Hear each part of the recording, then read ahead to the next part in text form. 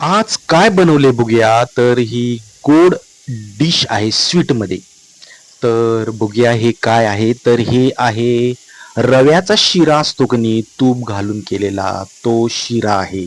आणि ह्याच्यावर तूप लावून ताटामध्ये तो पसरून सेट केलेला असतो फ्रीजमध्ये आणि त्याच्यावर खोबरं घातलेलं असतं जेणेकरून त्याच्या वड्या तयार व्हाव्यात. तर ह्याला म्हणतात खानतोळ्या, आमच्या इकडं खानतोळ्या म्हणतात. तर तुमच्या इकडं काय म्हणतात ते मला कमेंटमध्ये सांगा.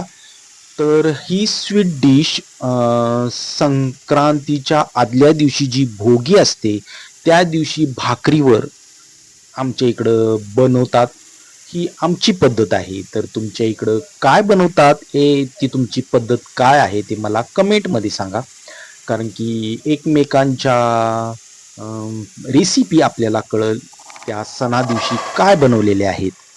तर ही स्वीट डिश खानतोळी इतकी छान लागते याच्यावर खोबरं टाकल्यामुळं खूप मस्त लागते. एक शिरासारखंच लागतं पण ते चौकोनी वड्या केल्यामुळं ती जरा सुपर होते आणि मला तर ते खूप आवडतं.